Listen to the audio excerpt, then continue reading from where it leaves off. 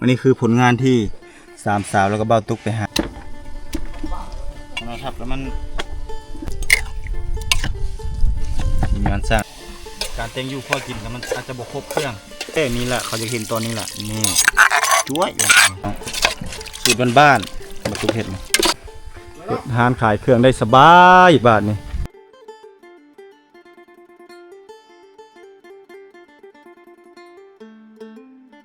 น้องอันนี้คือผลงานที่สามสาวแล้วก็เบ้าตุ๊กไปหามาเนาะได้หลายเติบอยู่แต่ว่าถ้าเฮาปกติเจ้าเฮ็ดยังไงนี่แกงเป็นนอกอย่างที่เลยบ่โดยบริจักบริยังเลยบ่ทับบ่ทับซื้อนั่นละเดี๋ยวสิสอนทับนั่นแหละนี่โอเคมานี่เดี๋ยวจับกล้องให้แป๊บนึงจับกล้องโอเคนี่วิธีการเนาะหน่อใหญ่ก็ต้องผ่าก่อนเราทับบ่ได้เอาจังซี่พอทับจังซี่แล้วว่ะโดยทับจังซี่เนาะนี่ผ้าเครื่องจังซี่ได้เวลาทับต้องผ้าอย่างนี้แหละ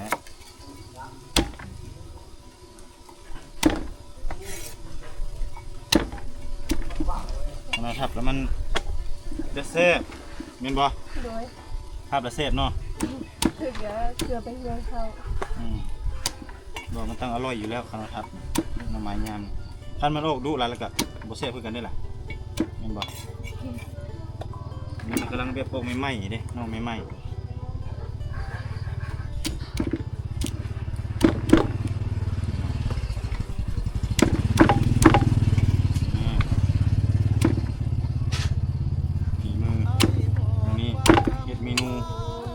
สุดเซ่บแกงหน่อไม้ถ้าเจ้าสู้ถ้าเจ้าเฮ็ดได้เนี่ยใส่ยังไงต้มนี่ก็มีแกงหน่อไม้ร้อนๆเลยบ่บ่มียังใส่แม่นบ่เอาเขาเบื่อนี่ก็ได้เขาเบื่อแล้วก็แล้วแต่ว่าน้ำยานางนี่บ่มีน้ำยานางคนบ่เคยใส่บ่เคยเห็นใบต้องตีทุบถึงนี่น่ะมันสิฟงมั้ยเอาใส่จังซี่เอามันน้อยๆฮะก็ทุบบาดเดียว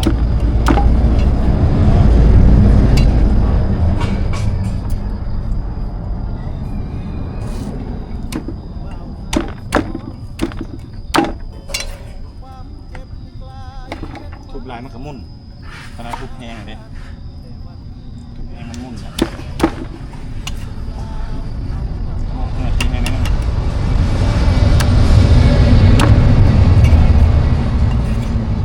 ก็ยังหลายแห้งแล้วเนาะโอเคปีดมาเถอะนี่ปีดฝีมือโซ่ฝีมืออีกแล้วมื้อนี้เนาะให้สามสาวเบิ่งอีกแล้วกำลังซอยชิ้นหมูพี่น้องเมนูเฮามื้อนี้จัดยังเมนูมื้อนี้แกงหน่อไม้เนาะแกงหน่อไม้แต่ว่าเครื่องบ่ค่อยครบพี่น้องบ่มีผักใส่ยามันถอดก็บ่มีน้ำยานางปกติต้องมีน้ำยานางแต่ว่าสามสาวเพิ่นเอาอีสังใส่เนาะมันจังได้เพิ่นเดี๋ยวลองเบิ่งใส่มาใส่ตัวนี้กระดูกแล้วเฮาค่อยฝากเอาเนาะมันน้อยเดียวมันเล่นนี่เด้จัดเมนูโอเคเลยก็ถ่ายเข้ามาใกล้ๆก็ได้ใกล้ชั้นนี้เมนูอ้อมก็คือชื่อได้อยู่ที่นะให้เฮ็ดเป็นอยู่ที่พยายามนะถ้าสิพยายามต้องเฮ็ดให้เป็นนี่แหละอนาคตข้างหน้าเป็นยังจะอยากเฮ็ดให้เป็นบ่อยากให้แบบว่า อยากให้เจ้าได้กินแซ่บถ้าสมมติเจ้าว่าเฮ็ดบ่เป็นตลอดนี่เจ้าก็ได้กินอาหารแบบง่ายๆนี่แหละว่ะ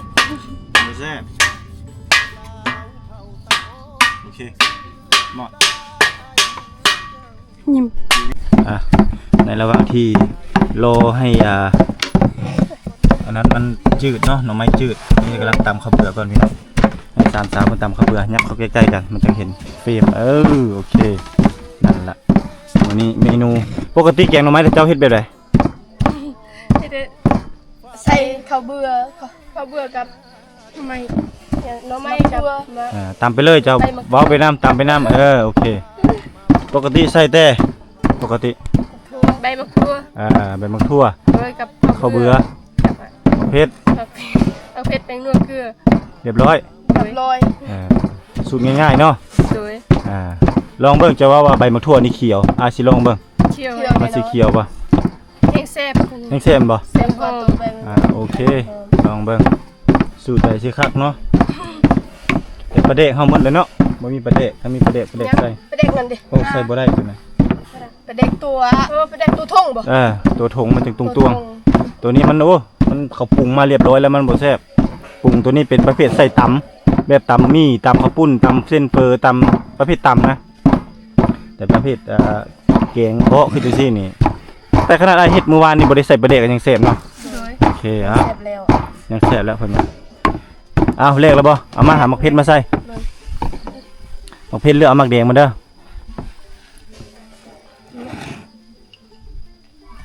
เอาเลือกมักแดงใส่นั่นล่ะวิธีเฮ็ดกินสอนบอกสอนแล้วต้องจื้อแล้วก็เป็น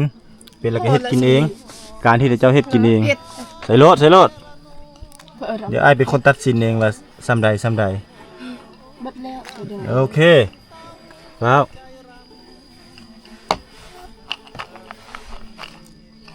โอเคเอาตามค่อยๆเริ่มมันทีตาแล้วนี่ตามครึ่งนี่นะโอ้แม่นี่ครึ่งไม้นี่คือ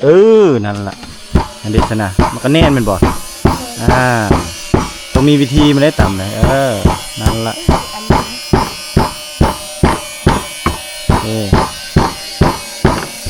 ตัวนี้ไปไว้บนเก้าแล้วทุกคู่นั้นมาเอาคู่อีกคู่มาโอเคอันนี้ต้องใส่ตัวนี้ตั้งห้าตำล้างตัวนี้บกเกี้ยวเอาตัวนี้ใส่นี่ตัวนี้เฮ็ดให้หอมให้แซ่บเอาตัวนั้นก่อนตำให้มันมุนก่อนสอนสาวๆเพื่อนเนาะแต่งอยู่ครัวกินยังเป็นทำมาสั่นเป็นอันนั้นใส่ตำล้างตำล้างอีกนะใกล้ที่คงหม้อพุ่นใส่ก็ได้แรกแล้วบ่แรกคักแล้วบ่เอาอีกวันนึงเอาจังหน่อยเราต้องตำแบบตำต้องให้ควนตัวอื่นขึ้นมาพร้อม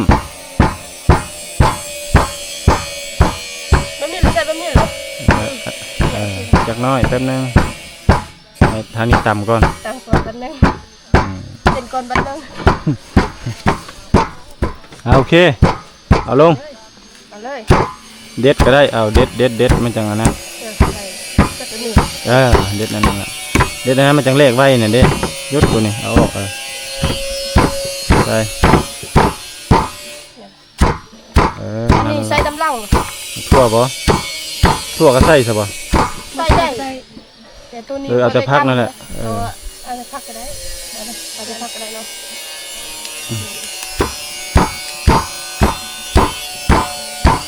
เลยมันจังเขียวคักไอ้มักให้มันเขียวนั่นแหละเนาะจะให้ไอ้สร้างอยากเข้าหิวเข้าได้เขาต้องได้เร่งเฮ็ดไวๆเพื่อทำคะแนนทำเวลาสั่งลิงมือเฮ็ดตัวนี้ก็เฮ็ดไว้ใส่นั่นก็ได้เนี่ยไว้ใส่นั่นแกงบ่เมื่อไรบ่เมื่อแล้วเอาใส่เลยสักกระเทินแหละตามสูตรเฮาบ่มีใบยะนางใส่ใบมะทั่วพี่น้องก็ตอนนั้นเฮาใส่แกงก็ได้ใส่เลยแบบนี้เลยนี่ที่ซ่องเฮาก็ตัดออกเฮาก็เด็ดใส่โอเคสำนั้นล่ะมะทั่วนั่นก็เด็ดใส่เลยเด็ดแบบนี้อันนี้ตัวพอดีกินนั่นได้ซะนะเด็ดพอดีกินเคี่ยวรวมเป็นจังแซ่บเนาะจัดไปเลยเมนูตัวนี้เคี่ยวกล้วยเห็นบ่เคี่ยวกล้วยบ่ไอ้มักเคี่ยวนั่นแหละมันจังแซ่บเอาคนมานี่มาล้นเบิ่ง มานี่นี่เนาะ เคี่ยวแห้ง เดี๋ยวนี้ละขักทดเทนน้ำยานางมันจะปวดปากโขกขักแน่ละเอียดนี่ทีมงานสร้างนี่กินอาหารอร่อยอีกแล้วมันนี่เนาะ โดย โอเค หมดแล้ว กดกระยามันให้มันจืดๆเอาจะซีมมึงดูไปฟ้าเด้อเอาซีมเบ้างซีมโนหนึ่งเอาจุ่มก่อนเอาลองโนหนึ่งขึ้นมาเอาโนหนึ่งเจ้าแล้วเป่ากันจืดแล้ว โดยจุดแล้ว บ่ขมบ่ บ่ โอเคแล้วเนาะหวานเลยบ่ ใส่น้ำตาล โอเคหน่อไม้เท่านี้ก่อนพี่น้องไงนี่สูตรเด็ดก็คืออันนี้เอาเกี๊ยวตาไปล้างไอ้เนี่ยปุ๊บตัวนี้คือสิ่งที่ขาดบ่ได้มันต้องได้คั่ว ขาดได้ น้ น้ำเด้อ ำบ่ใส่อย่างนี้เลยนี่ประมาณนี้ เอายัง เราจะคั่วนั่งลงเจ้ากันยืนท่าดีๆนี่จังสิโอเคประมาณนี้นั่งลงนี่โอเคขั้นเฮ็ดจังสิมันคนเบิ่งมาบ่นั้นนี่ต้องจังสิ โด โอย เคนี่จะเบิ่งบ่นี่เห็นนี่พอดีงามจังสิ โดย ไอ้ก็สินั่งอยู่นี่บ่ต้องบิดไปทำนี่แหละเอานั่งลงนี่เดี๋ยวสอนให้สั้นๆนี่ ลุงปุงปัง สั้นๆนี่ประเทศคลิปเฮ็ดบ่เป็นเด้อเนาะเดี๋ยวสอนให้ที่เฮ็ดคลิปเฮ็ดจังไดนี่ล้างไว้ล้างไว้ อยากกินต่ออยากกินต่อ สูตรบะตุกก็คือต้องคั่วซีนหมูให้มันอันนั้นก่อนให้มันสุกเนาะเขาก็เฮ็ดตามมีตามเกลือนี่แหละเพราะว่าเฮามันห่างไกลในเมืองเนาะว่าเรื่องการแต่งอยู่คั่วกินก็มันอาจจะบ่ครบเครื่องแต่ว่าเฮาก็มีแล้วเด้เฮ็ดธรรมชาติเนาะ นี่แล้ นี่ ว ก็คือตัวนี้นี่เฮ็ดหูหนูเนาะประมาณนี้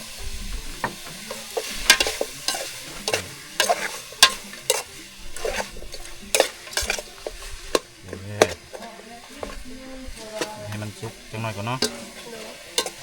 แล้วจะค่อยทอกน้ำลงอันนี้ขึ้นก็ได้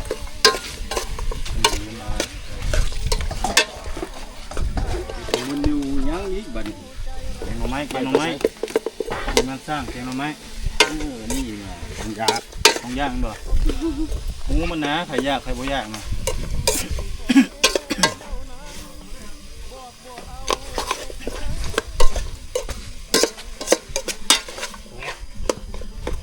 ของแท้เลย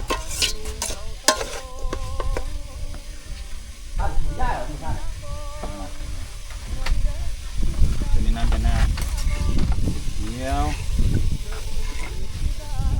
เอามาใกล้ๆก็ได้มาถึงว่าไอ้ทองนี่โอเคเอามาเลยเข้าไปใกล้กล้องโอเคนี่แหละเขาจะเห็นตัวนี้แหละนี่จ้วย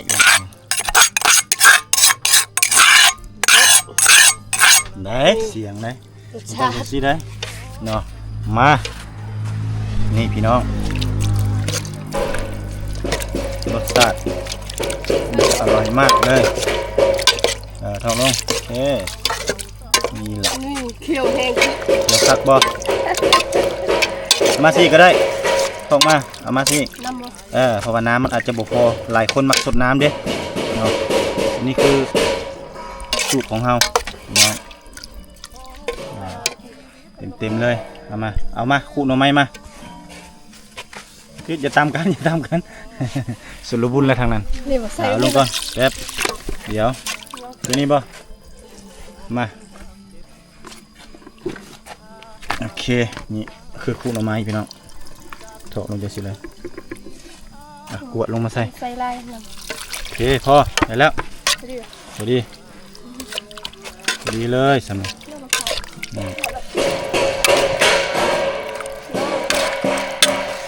พี่น้อง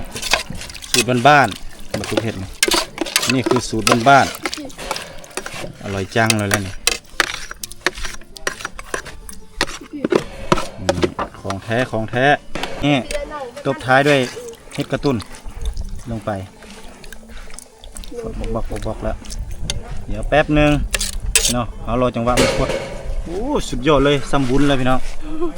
คักเนาะ โดยยอด คันให้ถ้าเจ้าเฮ็ดกินอย่างที่นี่เป็นบ่ เป็น ฮะ เป็นแบบนี้ เป็นบ่ โดย เป็นเนาะ โดย คันบ่มีในกรณีที่บ่มีกระดูกบ่มีซีนเอาปลาเนาะเอาปลาหม้อมากวบ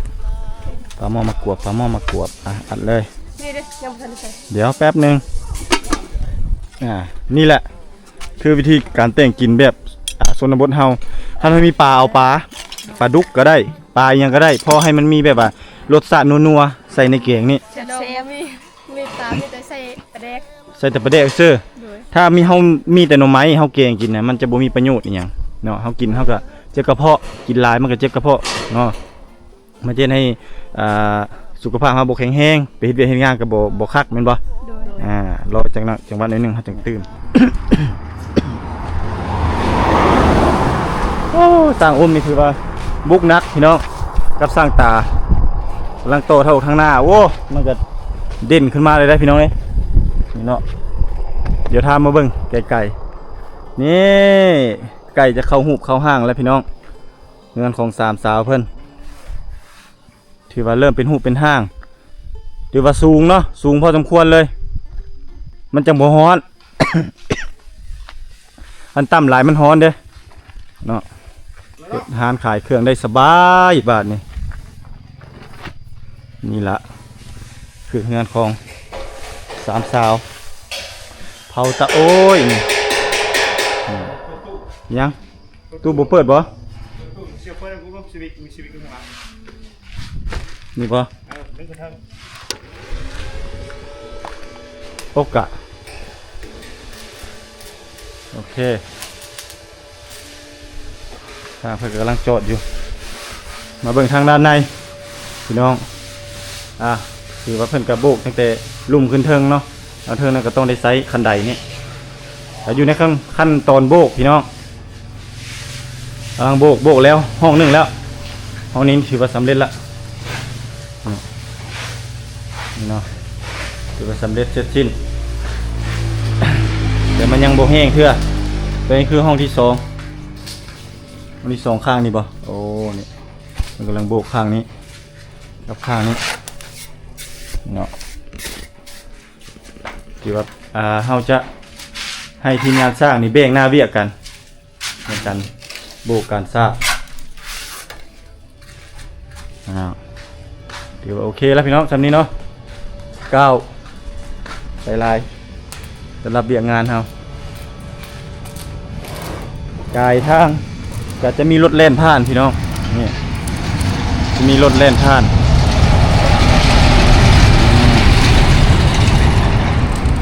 นี่ละก็คือให้ทีมงานสร้างเฮ็ดเบี้ยของเพิ่นหรือว่าเฮ็ดหน้าที่ของเพิ่นให้ร้อนสำหรับเบาตุกแล้วก็ทางสามสาวก็พากันมาไปหาอยู่หากินเนาะแต่งอยู่ครัวกินก้นหม้อเบิ่งเดี๋ยวเอาสิเดี๋ยวมันอันนั้นนี่จับหัวหม้อเนาะโอ้สีสันเป็นตะกินนี่เนาะ ดูมั้ยเป็นตะกี้แห้ง เป็นตะกินแห้งมันบ่ขัวน้องมันกำลังฟดสุดยอดอาหารวันนี้สุดยอดก็ยังแซ่บ ขนาดเบิ่งยังแซ่บเลยเนาะ โดย โอเคพี่น้องนี่ตบท้ายมันจะมีพักนางตู้แล้วก็พักนางคูเนาะนางคูนี่มันจะเป็นส่วนเผาก็จะมากินพักอันนี้เนาะขาดบ่ได้นี่มันกำลังฟดบกอยู่พี่น้องนี่อันนี้คือของแท้อาหารจานโปรดเอาลงไปเลยนี่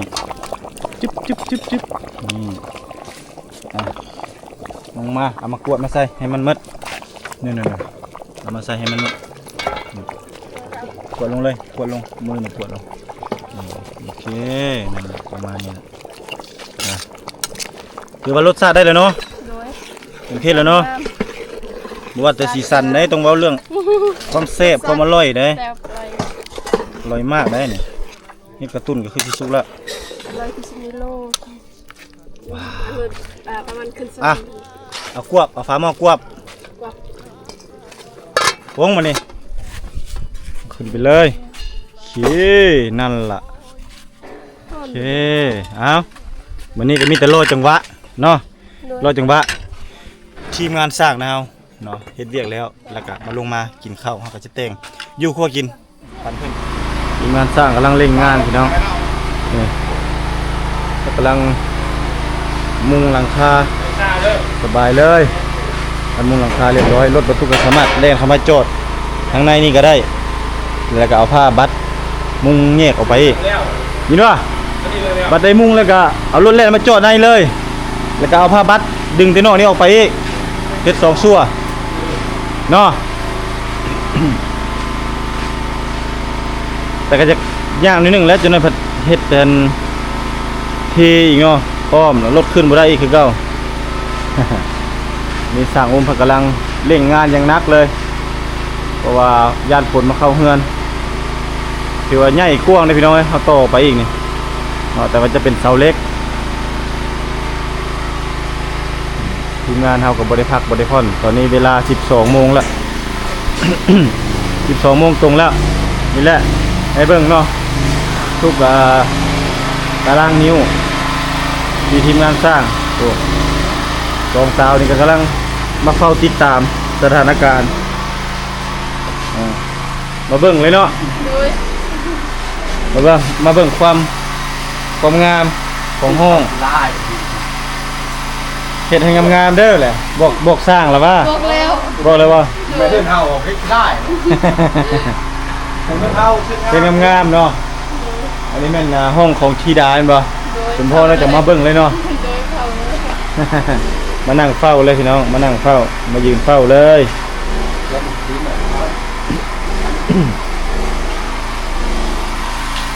นี่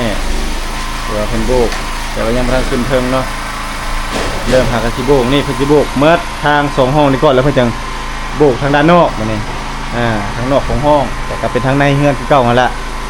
เนาะตื่นเต้นแล้วเนาะอันนี้เป็นสีซื่อๆได้นี่เนาะยังบ่ทันมีสีเนาะอันนี้มันเลื่อมมาทางในดูซะทางฝาดูซะเป็นยังไงให้งามบ่งามหลายของมันเนาะแต่อันนี้เขาเจ้ายังบ่ทันคัดเขาเจ้ายังสิคัดอีกเนาะมันสิคัดให้มันงามแต่ว่าอันนี้มันเป็นน้ำว่าขี้หินแต่เป็นน้ำทรายมันบ่อยากงามเนาะทรายเม็ดใหญ่ตัวนี้นะนี่พี่น้องอันนี้เป็นทรายเม็ดใหญ่ถ้าทรายเม็ดแลบเม็ดคืออยู่น้ำศิลานงเฮานี่จะงามคัดกับคัดง่ายตัวนี้มันคัดยากเนาะเพราะว่าทรายมันคนละแบบคนละอย่างกันก็เลยเฮ็ดให้ทรายนี่มันเม็ดใหญ่นี่แหละความคืบหน้าพี่น้องเอ้ยไล่เนาะไปออกทางด้านนอกไปเบิ่งบ่อนเพิ่นจอดโครงหลังคาอีกเด้ทางด้านนอกก็ถือว่าเร่งมืออย่างนักเนาะอย่าแนมเด้อพวกโตเพิ่นจอดโตนั้นเพิ่นกำลังจอดอยู่ที่สร้างอุ้มกำลังเฮ็ดอยู่พุ่นเนาะบนมันสิมาเลยเด้ก่อนมันก็ต้องได้ฟ้าวเร่งงานโครงให้มันแล้วเนาะนี่แหละคือทีมงานคุณภาพพี่น้อง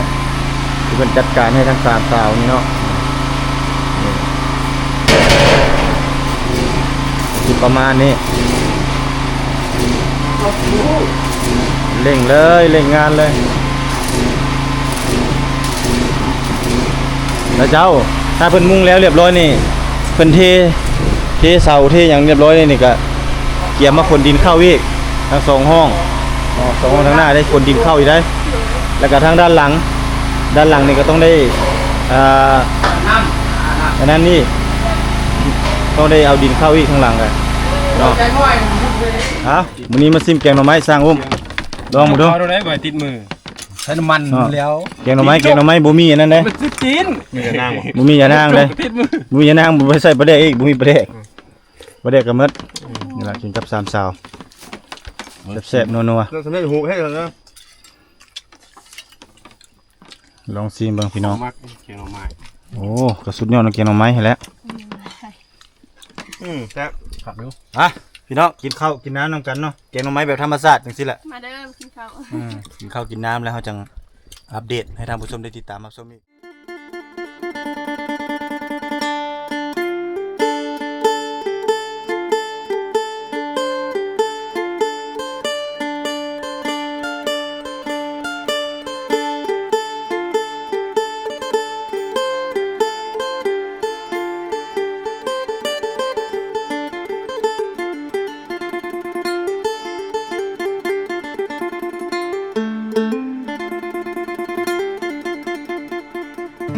อายหอบความช้ำมาเซละนองหลายปีหม่นหมองจากสาวไทยเศร้าใจรำพันถ้านับเป็นเหตุเฮ็ดให้เฮาต้องพลาดจากกัน ด้วยพ่อแม่เจ้านั้นบอกบ่เอาลูกเคยคนจนมาพ่อผู้สาวชนเผ่าตะโอยเจ้าเอิญจะโดยง่อยเด้อชื่นใจเหลือล้นเธอชื่อธิดาสาวชนเผ่าตะโอยหน้ามนหอยยิ้มจิ้มใจอ้ายล้นเหมือนนิมนต์มาจนละเมอสาวเซละนองบ่าวไทยสองใจพันผูกความเจ็บกลายเป็นความสุขหากันแต่วันแรกเจอสาวเผ่าตะโอยชื่อธิดาอายหาเจ้าเด้อขอบใจหลายเด้อคนดีที่หาพักอายขอฝากชีวิตไว้เซละนองทุกความหม่นหมองฝากเธอช่วยเป็นยาใจขอบคุณความเจ็บที่นำพามาพบสามใบจากนี้ทั้งชีวิตอายมอบให้เจ้าสาวงามตะโอ